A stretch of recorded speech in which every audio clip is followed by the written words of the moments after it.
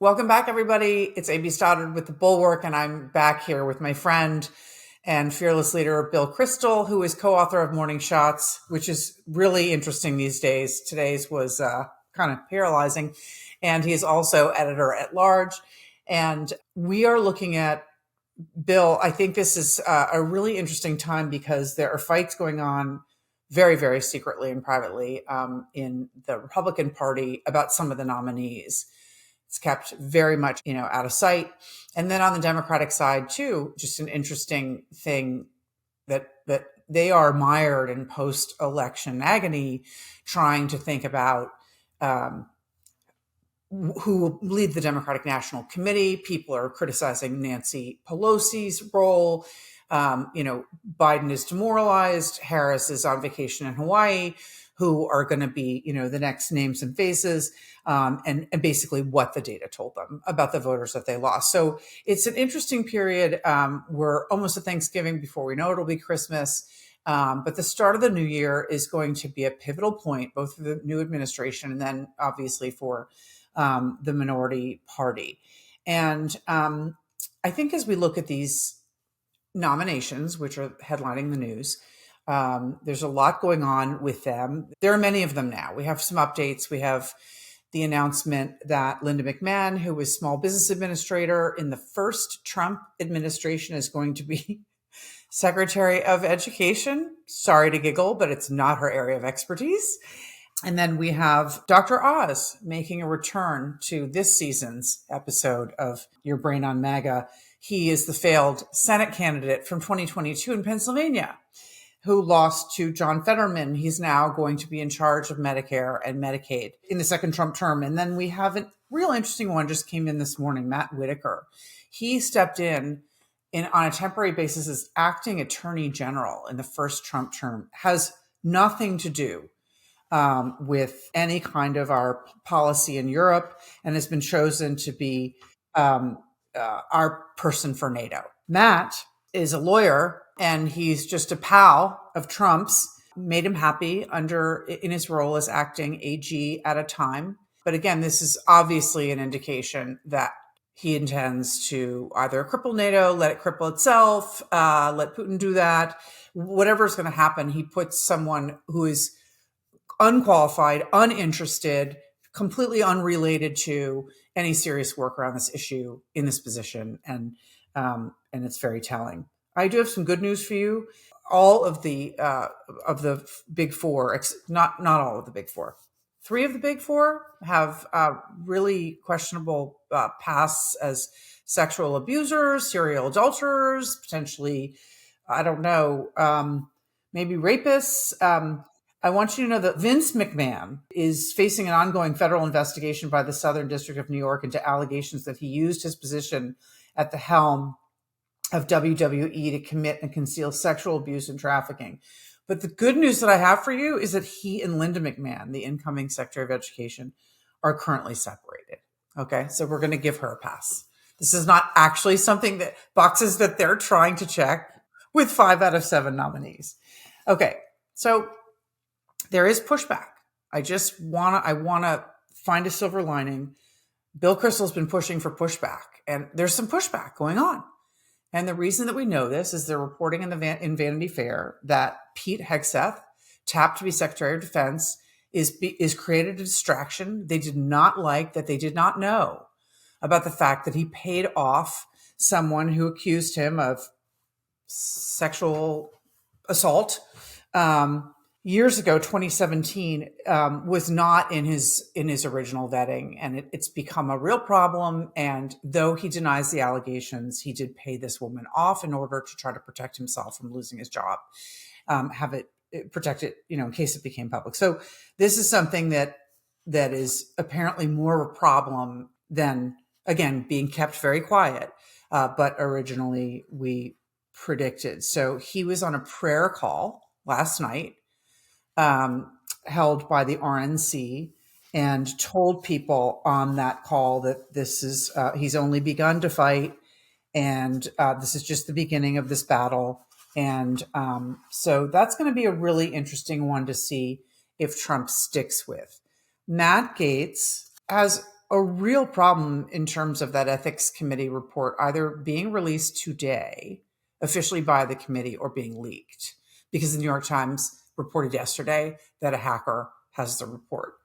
And so that is becoming, uh, I think I see a real potential for his nomination to be pulled, despite the fact that Trump continues over and over again to say that he really wants him. And that's, I think we'll start there. The hacked materials is a file of 24 exhibits said to include sworn testimony by a woman who said she had sex with Mr. Gaetz in 2017 when she was 17. And on and on. He has never been charged with anything after an investigation by the DOJ, we have to say. But the ethics committee has been investigating potential sexual misconduct, illicit drug use, shared inappropriate images or videos on the House floor, misused state identification records, converted campaign funds to personal use, and or accepting a bribe, improper gratuity, and impermissible gifts. So there is something that the ethics committee thought was worth investigation, despite the fact that he wasn't charged by the Department of Justice.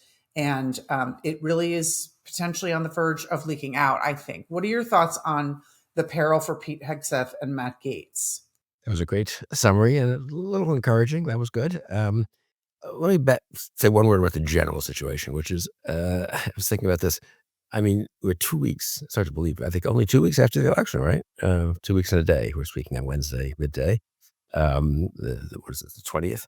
And normally these 2 weeks are the losing party is doing exactly what the Democrats are doing, hand-wringing, sort of arranging conference calls, looking at the exit polls and then deciding they're not very reliable. So they have to wait for the actual, more serious analyses based on the voter files and then having a little fight for the DNC chairmanship. I mean, I think all of that we can ignore, honestly, because it's fine and it's not uninteresting to people like us, but it's going to change 5,000 times and they're going to say that they're going to do this and that, and then actual events are going to be in the saddle.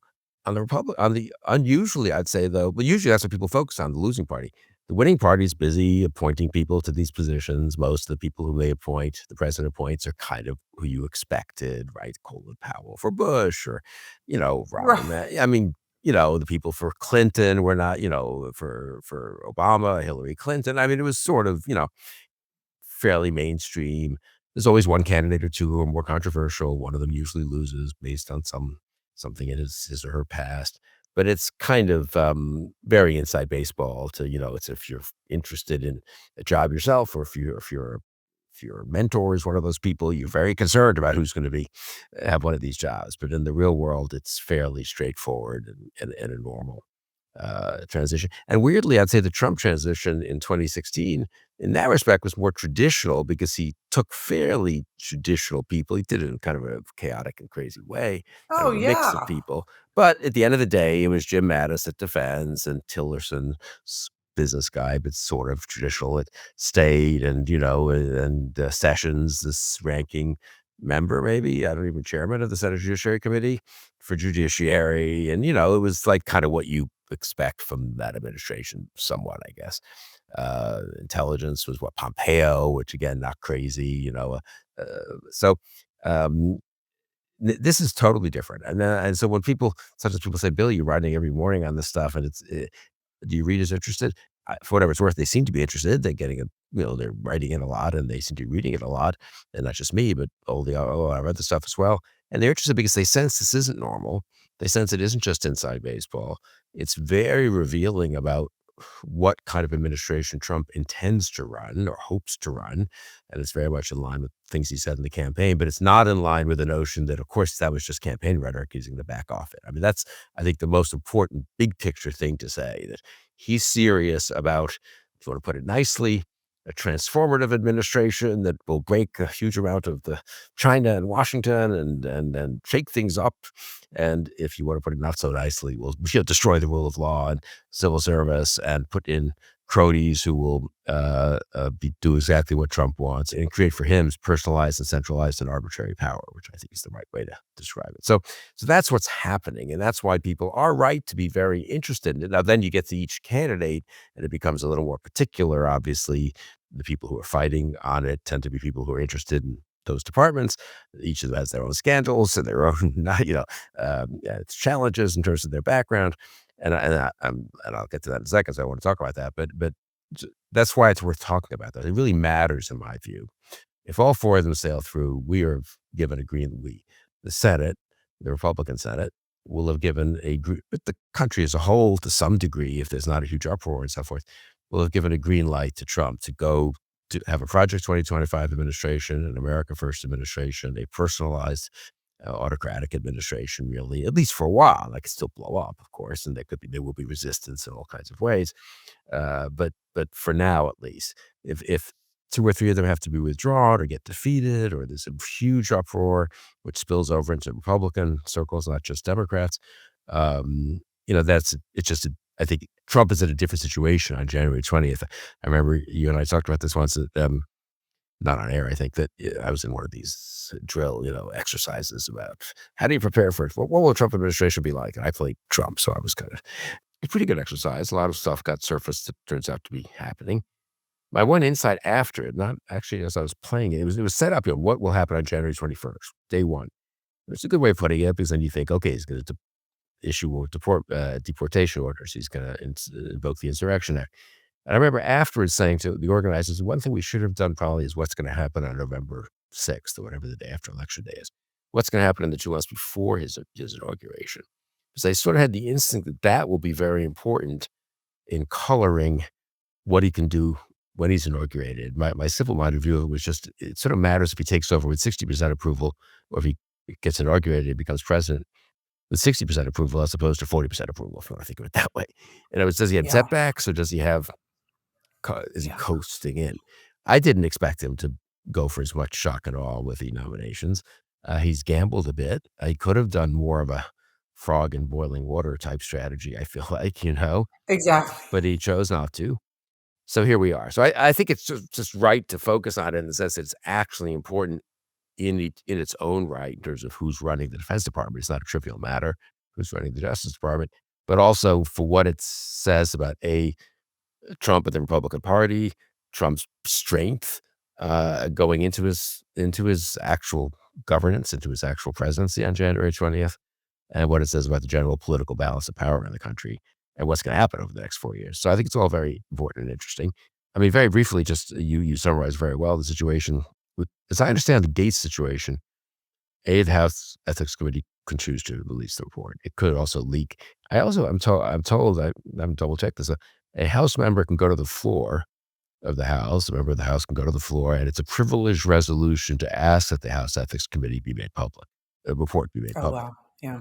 And would every Republican vote against that? I'm not so sure. And they have a tiny majority. And would be in the old Congress if it happened this week, obviously, before January 3rd. So they still have a very tiny majority. They'll have a tiny majority in the new one. And I don't know. I think someone would go to the floor. So I tend to assume that we will see that report. And that's, as I gather, the way these reports have been in the past, pretty serious, bipartisan committee. They hire lawyers, obviously, to work on it. The person is given a right to respond to the charges, of course, and give his side of the, story and provide information that might correspond to, might confirm his side of events. So it's not like a 8-page, little campaign document or 25-page campaign document. It could be hundreds of pages with backup materials.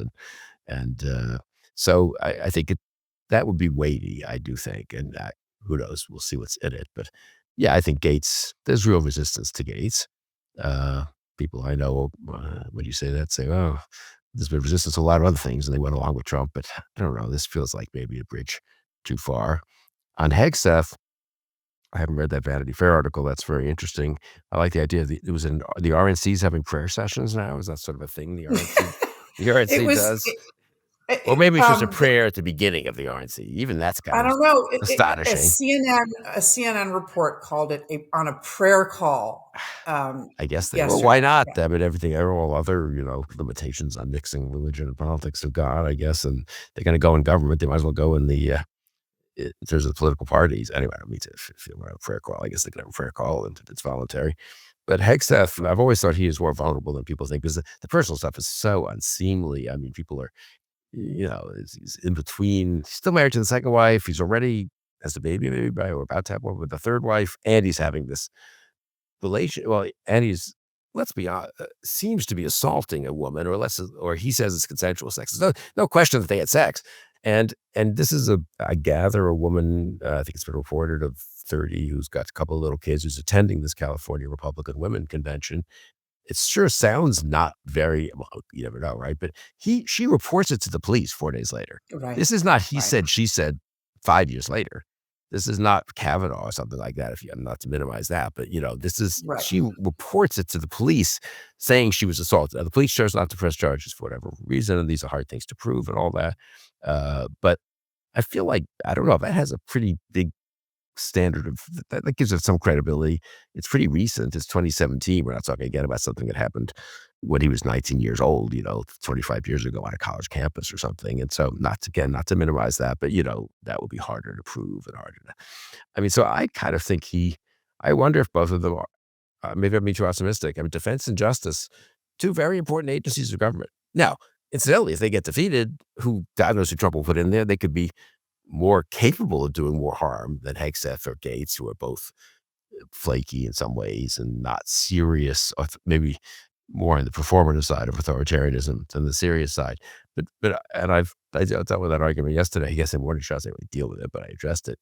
I still think, though, that it's much better for the country to defeat them. I mean, it is a setback for Trump. It also, I don't think it means that they automatically ratify the next guy either. It restores the notion that there are some standards for these positions. So I think I'm a little bit on the heartened side, and you're a nice person, unlike Tim, so you're not going to just mock me for being a little bit optimistic and the way Tim does, and just say, well, of course that's not going to happen. We're gonna believe, right, that there could actually be Republican senators, and they're all hoping the Republican senators who are the decent ones, that it kind of blows up on its own, and that's fine. That's kind of the way it used to work sometimes. The president would quietly go to the nominee and say, "Could you please withdraw?" I don't know if that's the way it works in Trump's Washington. I'm not sure things blow up on their own. I think you may have to stand up there for them and say, "We can't vote for this guy." Right. I think that's the point, is that it's this quiet time of year, and the Democrats are, like I mentioned, they're having a real existential breakdown, but they're keeping it real quiet. On the Republican side, you've been arguing that they need to show a spine now, that this period before there would be hearings, which would be next year after January 20th, maybe into February, the actual whole battle out made official, out before the cameras. Before that starts, this is a preliminary period where he's making the announcements and he's gauging the pushback. And it's all to exert control. And that's why shock and awe is the right description. It's to make sure the senators know this is just gonna keep coming. I didn't give you one sane pick. Well, Rubio at state, but for like Department of Justice, Department of Defense, and DNI, like he made unserious, or corrupt picks, and it was intentional, and it's to test their measure. And I mean, Tim is thinking they're not going to do what you want, which is to say no to everything, to all four of those. But the HHS, DOD, DOJ, and DNI, to say this is, all of them are terrible, and we're going to assert our prerogative as under our constitutional authority as the Senate, and the role that we have in this, and we're going to say no. That's you want that. I'm just hoping that they don't. You want nothing. I'm just hoping that he doesn't get all of them. And I'm thinking that, but the pushback is real. This is what Mark Wayne Mullen, a senator who happens to have been a congressman at one point, very tight with Kevin McCarthy, is keeping one foot in making MAGA very happy. I see that the Trump social media accounts are clipping his appearances on TV saying, go forward with RFK Jr., this type of thing.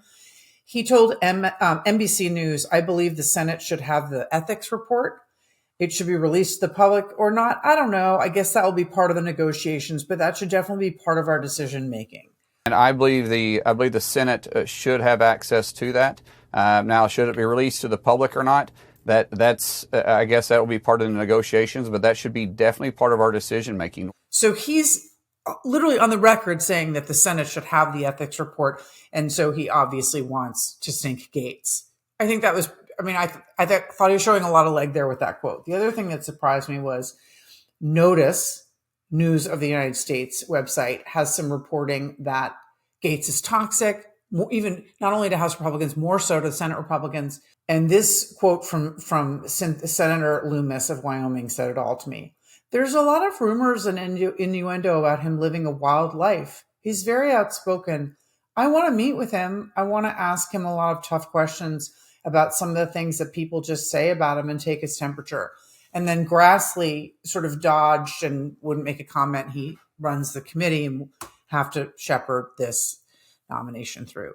They're all basically saying things like this, which is I'm having gastrointestinal distress and I want this nomination to be pulled, like you just described, as soon as possible, so that I don't have to be in the committee room for these hearings. I don't have to place, my hand up or down to vote on the Senate floor. It just sounds to me like Gaetz is really a bridge too far, and that they're really probably, in my estimation, saying to Trump, okay, look, these other guys you picked, they're also a joke and dangerous, but this is the one thing that we can't tolerate. Well, That would be my that's guess. pretty good. I maybe they don't have to. I mean, we'll come back to the other guys in a second, but I mean, just to be, yeah. So now we're in the sort of, let's say, the phony war, the shadow boxing, but important because a lot can happen in these next 6 weeks or so. Then I guess when the new Congress comes in, usually it's around January 3rd or 4th, whatever. I don't know what the dates of the week are. And they'll often have the hearings, of course, in those 2 weeks before the inauguration. Oh, yeah. I'm sorry. My mistake. Yeah, no. But that's still in the new year. Yeah. And then some after too, because they won't get through everything. Yeah. And which means that also if you're Trump, I mean, this is supposed to be your hugely triumphant return, and it is impressive and triumphant, unfortunately. But I mean, if you have there are 4 of them, right? They're all so you could have controversial hearing every 2 days for those 2 weeks. Yeah. Kind of puts a pall on and 1 or 2 of them could blow up, obviously, on the witness stand. I mean, so Paul, he doesn't care, maybe all that, and he just sails through all, and that's just the way Trump is. But I don't know, you'd think that Susie Wiles, the new chief of staff, and some of these other people might be a little worried about it. Yeah, no, I think it's very interesting what you report about Gaetz and about Hegseth, actually, and those are the biggest, I guess, defense and justice. Gabbard at DNI, there's been rather few people have commented on it. Quiet. The actual professionals are really appalled by that, but maybe they all just figure they can work around her. I don't know how you run an intelligence community with her at the top, but so I think it's a practical governance matter. It's horrible, but maybe that doesn't quite emerge. So again, you make a very good point just in passing that people have to vote on this. I mean, leave aside the recessive women stuff for a minute. You have to say affirmatively. You don't get to sort of just not object and she gets the job, right? It's not like raise your hand or, it's like a wedding where you speak now or forever hold your peace. You have to affirmatively say she should be director of national intelligence. It's advice and consent. I don't know. I mean, are they all going to do that? Mitch McConnell and people who are serious people? Maybe they will. RFK is a little different for this reason, I think. And I don't know how different, though. I don't know how much the rules of Trump's Washington have changed. I mean, I do think pharma, the hospitals, the doctors, the nurses, I mean, they are all appalled by this. I mean, their groups are appalled, and most of them are appalled. That would make a difference in the old days. If you had nominated an HHS secretary who was at odds with all the players in HHS world, basically, I mean, Exactly. they have very close relationships with Hill Republicans. Pharma is kind of a big player on the Hill, and the Right. AMA is not a small Good or player, ill. and the hospitals are not a small player, and they're all and they are looking at this and saying, we're going to have a secretary of HHS who is anti-vaccine, is going to be debunking them. And also, I mean, practical questions, cutting off research, defunding research, changing NIH priorities. The Hill can get involved and stop. Pharma could lobby the Hill to stop them doing too much damage, I suppose.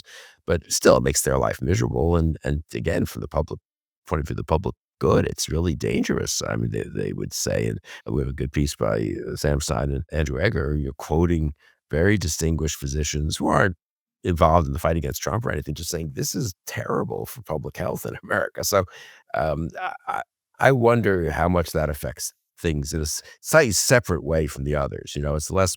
I mean, the personal life of RFK is also an unbelievable disaster, but it becomes a little more of a traditional. He just can't run this agency. If you would put him up for ambassador to something, fine or whatever, but you can't have him as actual head of HHS.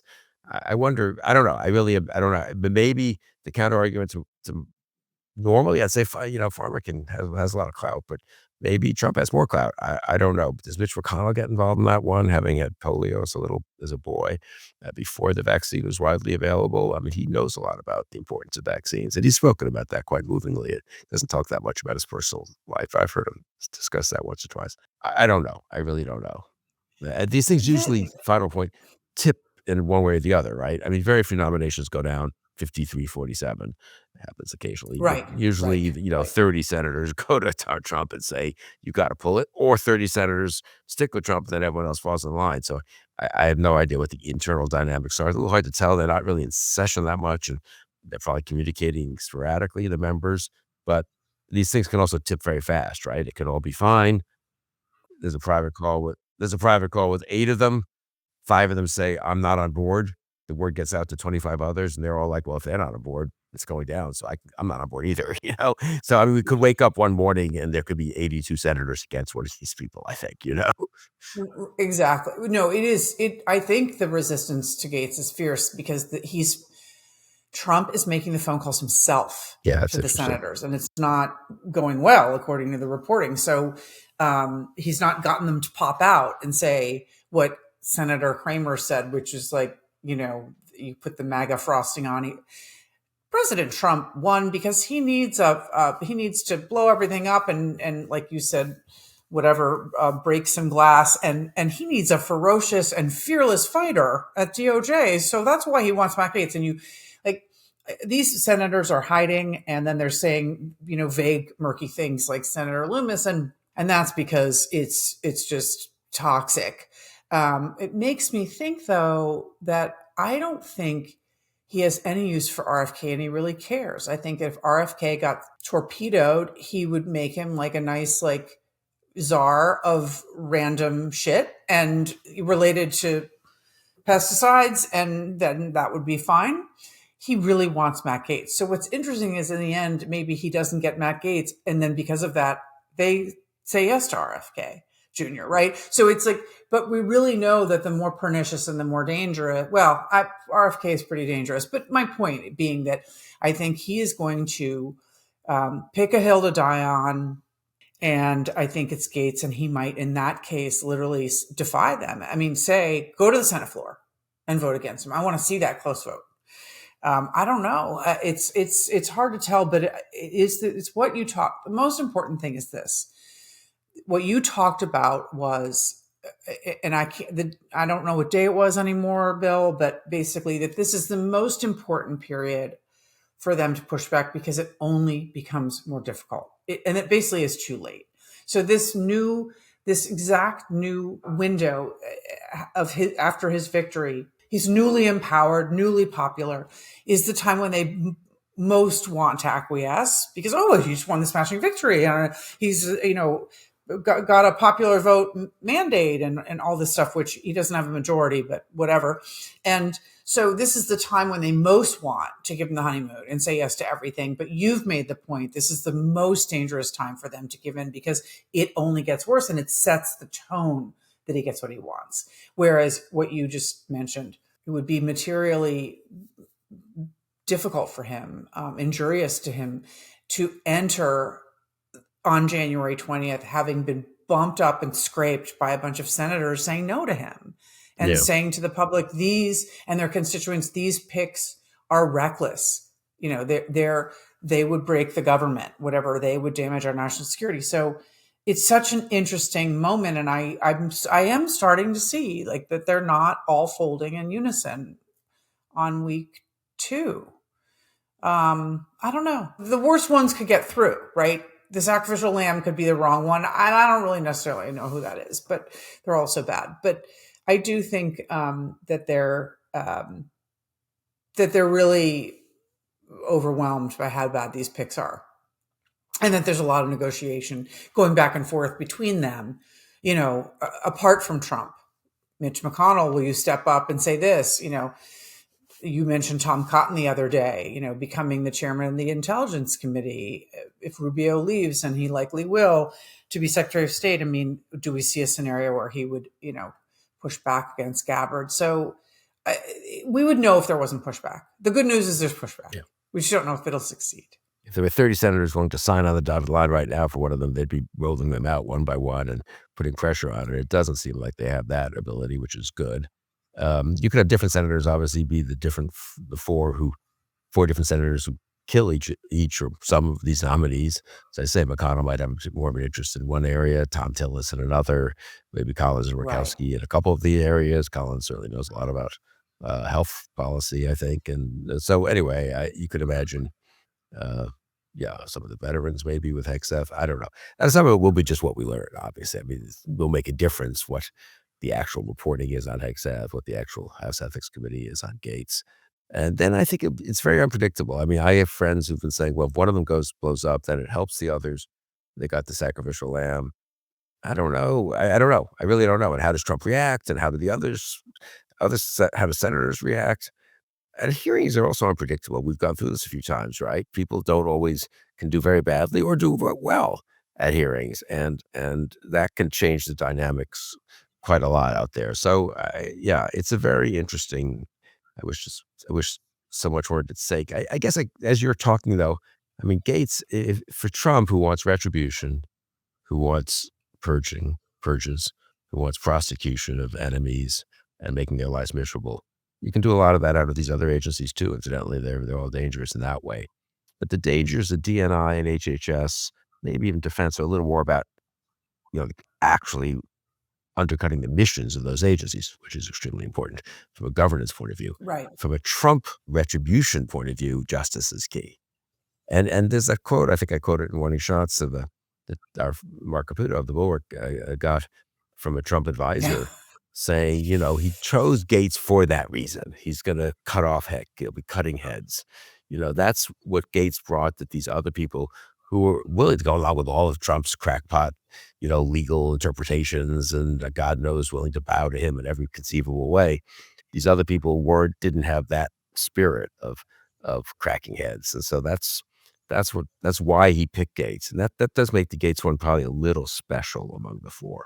That's why he's using the threat of recess appointments, because I predict that there can't be any Gaetz hearings. I mean, I just don't, no matter how defiant and how polished and aggressive and MAGA pleasing Gaetz would be in that chair, it would be a disaster what the Democrats would do to them. And so I think he gets recessed appointed or he goes away. The other ones I could see getting through hearings, but I don't think there can be Matt Gaetz hearings with or without the report. And I think the report is definitely going to be leaked. We'll see how serious he is about the threat of recess appointments. And that looms over them like a cudgel. But as you pointed out, it gets them out of it too. They didn't have to vote affirmatively. So, well, on that depressing note, Bill,